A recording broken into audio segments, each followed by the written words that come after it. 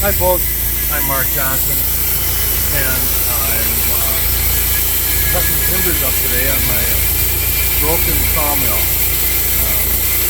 The drive motor is out of it, so we have to push it. And timbers we're cutting up are these blue lamb timbers that are going in my project for the floor beams and so forth. And we're sandblasting them down. Here's my little sandblaster operation over here, and there's a leftover pile of scraps from the other day. I gotta try to figure out some way to sell these stupid things to somebody, because we have a lot of waste, and I really hate waste. So does it need a new blade or what? Oh, okay. I think I got a small grinder over there.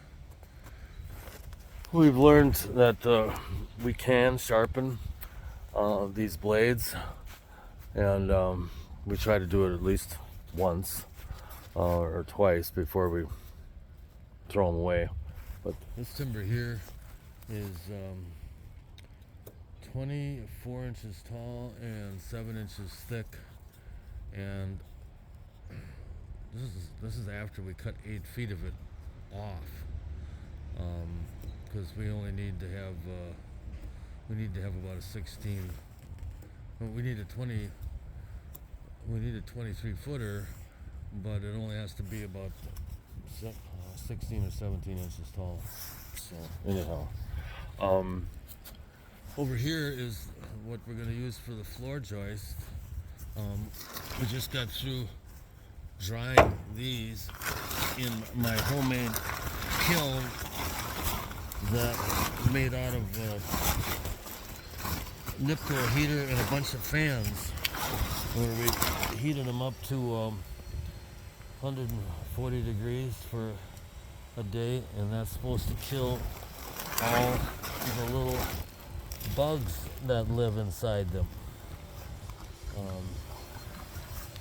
You could do it with some nasty chemicals and stuff too, but heat is a lot cheaper, even with the high cost of kerosene these days. So anyway, we're using that to heat treat them. This is what I was talking about. Those little bitty holes are from powder post beetles, and they don't do much damage themselves, but they create a log surface that's more absorptive a lot of times, and it draws the water in much better, and it's